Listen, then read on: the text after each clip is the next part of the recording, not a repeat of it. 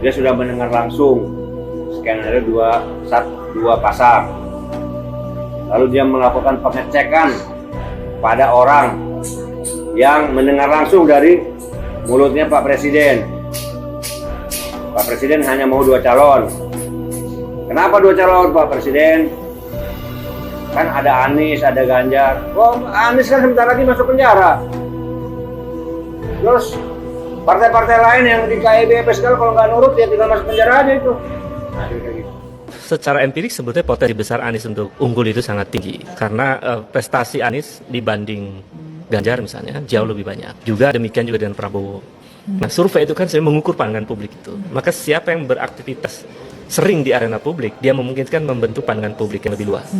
Nah, yang dilakukan oleh Ganjar itu sebetulnya tidak lebih kepada prestasi yang substantif di Jawa Tengah misalnya, tapi lebih kepada aktivitas di media sosial atau aktivitas di tengah-tengah masyarakat yang diekspos di media sosial. Pemilih 2024 itu 52% anak muda. Jadi kalau dihadapkan antara yang Prabowo yang usianya sudah lanjut dengan Anies, anak muda yang 52% lebih memilih Anies Baswedan. Kemudian pemilih Ganjar juga antara milih Prabowo dengan milih Anies akan cenderung memilih Anies. Kemudian yang kedua, kalau Anies berhadapan dengan Ganjar, kenapa Anies menang? Karena masa Prabowo tidak akan memilih Ganjar, masa Prabowo akan memilihnya Anies. Kalau kita lihat secara kualitatif dari misalnya disandingkan 3 orang dari sisi leadership antara Prabowo, Anies dengan Ganjar, itu orang akan melihat siapa yang layak menjadi leaders. Termasuk juga mungkin jaringan internasionalnya, kapasitas leadershipnya, kemampuan public speakingnya, misalnya, kemampuan untuk mengakomodir banyak kepentingan dan seterusnya. Anies lebih relatif berhasil dibanding Ganjar. Itu yang membuat pikiran para pebisnis juga melihat lebih percaya dengan Anies dibanding Ganjar. Nah terus ada nggak bukti aliran dana ke Anies misalnya? Saya kalau ada aliran dana itu masuk ke Anies dan itu segala macam itu saya cari, saya ludahin mukanya, saya bilang. Soal Anies semua orang ya betul tadi nggak terkejut lagi tuh. Karena sprindiknya memang udah diteken, tinggal dikeluarkan momentumnya tuh. Dan bagi Anies justru lebih lega karena dia tahu bahwa dia pasti dihalangi. Jadi dia mesti mulai dengan pikiran bahwa ke 2024 halangan pasti ada tuh. Mungkin mulai besok setiap minggu akan dipanggil Anies. Walaupun di ujungnya mungkin ya nggak terbukti, tapi dia akan diganggu aja terus. Jadi soal-soal semacam ini itu kan soal mungkin maladministrasi di dalam soal Formula E. Tetapi hal-hal yang remeh-temeh ini pasti distempelkan pada Anies sebagai upaya untuk membatalkan pencalonannya tuh. Jadi di atas kertas memang kekuasaan tidak menghendaki Anies. Itu lebih bagus sebetulnya diketahui dari sekarang. Apa sinyalnya? Itu Anies memang disampaikan. Nah ini juga yang mungkin dibayangkan istana sehingga Anies mesti dikerjain itu. Karena makin lama spektrum pendukung Anies makin besar tuh. Saya baca satu survei yang menunjukkan bahwa faktor Islam itu justru cuma mungkin 2% pada Anies. Jadi Anies memang udah jadi tokoh nasional. Nah keadaan itu pasti mencemaskan. Masuk akalan memanggil Anies di ujung masa pemerintahannya buat apa lagi? Itu dia udah mau nggak bisa memerintah. Tetapi mesti dibuat bahwa Anies kendati udah bakal nggak memerintah di DKI, tapi dia punya cacat. Itu akan diskenariokan kan. Jadi cacat Formula E yang pasti pembuktiannya itu panjang lebar, bagian administrasi, ini soal akuntansi macam-macam. Itu yang akan dijadikan headline. Dan mereka yang ingin menjatuhkan Anies udah lengkap headline-nya. Udah pasti ada pemberat yang disogok, udah pasti ada TV yang bakal penuh dengan talk show untuk menjelekkan Anies. Udah, itu aja. Tapi Anies juga udah tahu itu akan terjadi.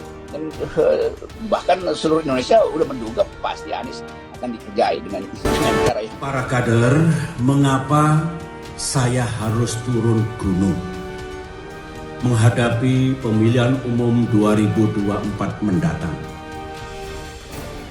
Saya mendengar, mengetahui bahwa ada tanda-tanda pemilu 2024 bisa tidak jujur dan tidak adil.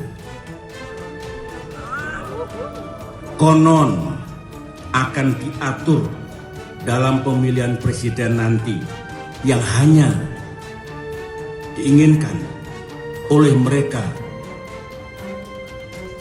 2 pasangan capres dan cawapres saja yang dikehendaki oleh mereka. Informasinya, Demokrat sebagai oposisi jangan harap bisa mengajukan capres-cawapresnya sendiri. Bersama koalisi tentunya. Jahat bukan? Menginjak-injak hak rakyat bukan? Pikiran seperti itu batil.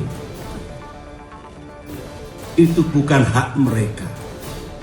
Pemilu adalah hak rakyat. Hak untuk memilih dan hak untuk dipilih. Yang berdaulat juga rakyat. Dan ingat, selama 10 tahun dulu kita di pemerintahan 2 kali menyelenggarakan pemilu termasuk Pilpres. Demokrat tidak pernah melakukan kebatilan seperti itu. Ini juga tanggal 2 Oktober 2022 di Bandung ya, kita mengkritisi ada satu situasi momen politik yang istilahnya ada penjegalan demokrasi. Penjegalan demokrasi, fenomena ini ditampilkan oleh Ketua KPK, Saudara Firly, yang diungkap di majalah Tempo. Jadi berita kita A1 sudah terpublikasi lewat Tempo. Jadi bukan hoak, bukan ece-ece. Silakan Saudara Firly mengklarifikasinya. Pertanyaan seriusnya, mengapa harus sampai mengkriminalisasi Saudara Anies Baswedan?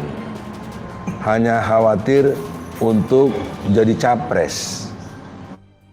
Jadi ada grand strategi, mereka yang mau jadi capres juga tapi ketakutan karena survei membuktikan Anies unggul gitu dari semua lawan politik yang ada. Ini yang paling seru. Saya sebelum berita itu keluar, kebetulan 1 hari sebelumnya ketemu salah satu wartawan senior Tempo. Menceritakan, dia nggak ceritakan, dia akan bikin laput, mereka akan laput macam-macam dan Anies akan ditersangkakan. Saya masih ngotot waktu itu, saya bilang, gimana caranya mentersangkakan Anies? Coba di mana? Saya masih membantah dia. Saya nggak tahu hasilnya kayak gini nih, ada keluar kayak begini. Gimana? Dibilang korupsi, BPK menyatakan tidak ada kerugian negara dan BPK memberikan rekomendasi untuk bahwa itu layak, cuman tidak boleh menambah APBD lagi dan itu sudah dikerjakan dan jalan.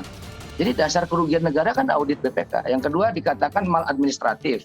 Kalau maladministratif kan harusnya ada rekognisi dari ombudsman dong harusnya kan. Nah maladministratif terus KPK itu dasarnya apa? Nah kalau maladministratif yang menentukan Formula E itu bukan hanya gubernur. Dia bukan pakai pergub, tapi itu pakai perda. Artinya disetujui oleh DPR juga. Jadi DPR dan pemerintah daerah menyetujui pelaksanaan Formula E.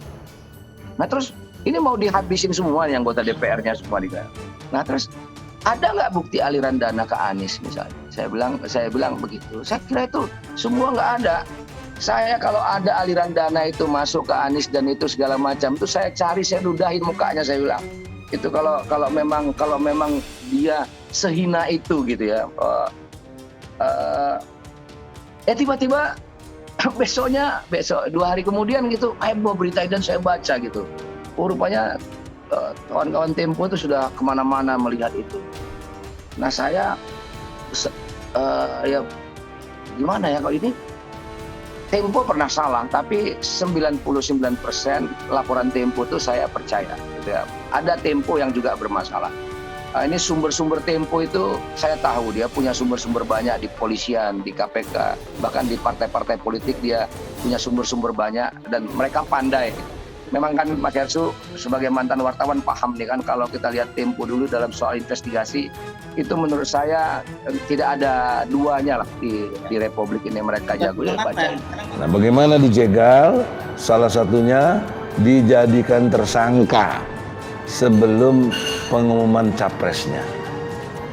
Nah, ini satu pembunuhan, penjegalan demokrasi yang sangat menjijikkan, sadis, dan bertentangan dengan sila kedua, kemanusiaan yang adil dan beradab. Sangat tidak berperiksa.